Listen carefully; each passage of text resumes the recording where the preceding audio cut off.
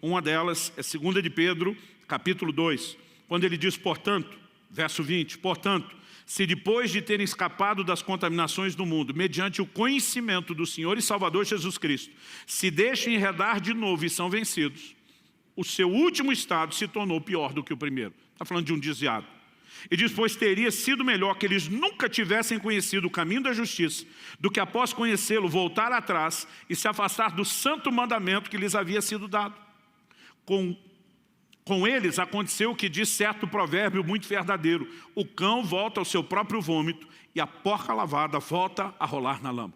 Está falando de pessoas que não apenas tiveram conhecimento do caminho da justiça, mas ele fala a respeito de pessoas que tiveram o conhecimento do Senhor e Salvador Jesus e voltaram atrás. Então é possível que alguém retroceda? É possível.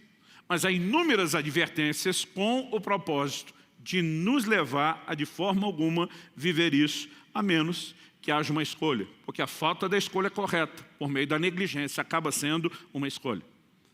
Então, eu quero trazer algumas advertências, que eu vou chamar aqui de advertências paulinas. Eu concentrei, em especial, as declarações do apóstolo Paulo. A primeira delas, em 2 Coríntios 11, 3 e 4, nos mostra um padrão. Ele diz, eu temo que, assim como a serpente com a sua astúcia enganou Eva, assim também a mente de vocês seja corrompida e se afaste da simplicidade e pureza devidas a Cristo. Pois, se vem alguém que prega outro Jesus, diferente daquele que nós pregamos, ou se vocês aceitam um espírito diferente daquele que já receberam, ou um evangelho diferente do que já aceitaram, vocês toleram isso muito bem. Ao confrontar o comportamento dos coríntios, Paulo mostra uma preocupação e diz, eu temo que assim como a serpente, o Apocalipse chama a antiga serpente de o diabo e Satanás, assim como o diabo enganou Eva, faça com vocês, porque o que Paulo está dizendo é que o que o diabo segue é um padrão, desde o início da história da humanidade. Qual foi o padrão? Relativizar o que Deus falou. Ele pergunta, é verdade que Deus disse isso? E quando Eva diz, Deus falou isso, diz, não é bem assim. Então essa é a forma, porque se a revelação de Deus se constrói por meio da Escritura, qual seria o jogo mais óbvio e lógico da parte de Satanás? Relativizar o entendimento que temos da Escritura, ou seja, daquilo que Deus falou. Paulo diz, dessa forma, a simplicidade e a pureza devida a Cristo que vocês viveram inicialmente pode ser comprometido. E isso está relacionado aqui. Ele diz, se alguém vem e prega outro Jesus. Esse pregar outro Jesus não era alguém dizendo, não era o filho de José e Maria. É aqui, não, eles não estão falando de outra pessoa.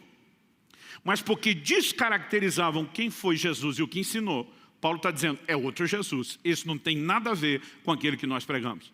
Quando ele diz pregar um outro evangelho, não estava apresentando um plano de salvação diferente. Estavam mudando aquele que já havia sido apresentado.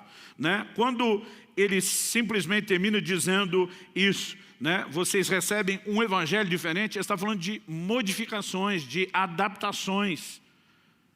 Não se tratava de algo completamente novo.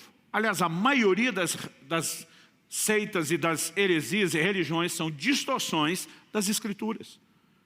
Então, nós precisamos entender que precisamos do conhecimento de Deus fundamentado na Escritura, mas que a falta dele nos torna vulneráveis a uma ação maligna. Olha o que Paulo diz aos presbíteros de Éfeso. Eles têm uma reunião em Mileto. Paulo está viajando, ele chega perto de Éfeso. É como se alguém em viagem parasse, talvez em Campo Largo, e chamasse os presbíteros de Curitiba. A diferença é que a gente pensa um tirinho ali porque vamos de carro. Para eles a viagem era a pé. Então isso ficava um pouquinho mais complexo. Paulo chama em Mileto e tem uma conversa. Essa conversa é praticamente uma conversa de despedida. E nessa conversa, Paulo diz o seguinte, vou ler Atos 10, de 28 a 32. E diz a esses pastores, cuidem de vocês mesmos e de todo o rebanho no qual o Espírito Santo os colocou como bispos para pastorearem a igreja de Deus, a qual ele comprou com seu próprio sangue. Paulo diz, eu sei que, vou fazer uma pausa aqui, ele não está dizendo eu acho, talvez, pode ser, ele diz eu sei, eu tenho certeza.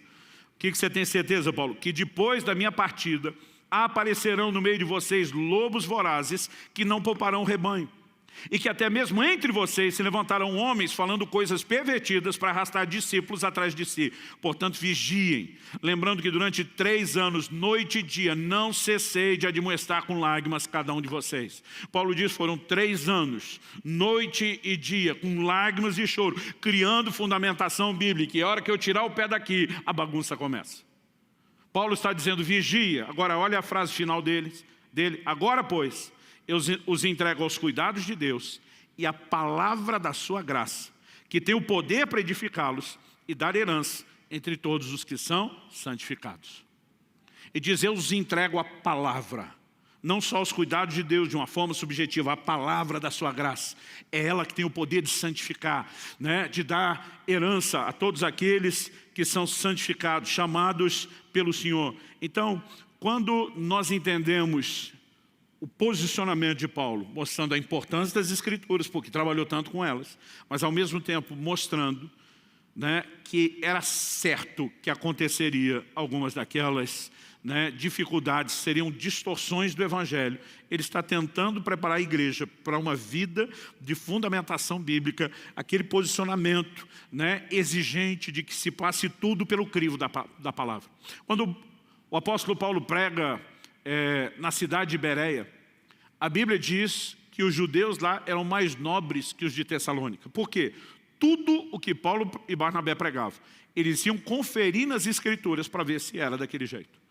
A Bíblia não chama eles de os caras mais chatos, a Bíblia não classifica no adjetivo a eles de os crica, a Bíblia os chama de os mais nobres, porque nunca examinar o que está sendo pregado pelo crivo da palavra é chatice desnecessária.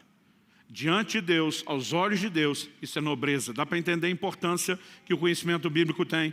Mas vamos a outras advertências de Paulo. Agora, 1 Timóteo 4, 1 e 2. Ele diz, ora, o Espírito afirma expressamente que nos últimos tempos alguns apostatarão da fé, por obedecerem a espíritos enganadores, a ensinos de demônios, pela hipocrisia dos que falam mentiras e têm a consciência cauterizada. Quando a Bíblia diz por obedecer ensino de demônio, não está querendo dizer que o demônio apareceu para o crente e falou, a partir de agora, quero que você me obedeça em vez de a Deus.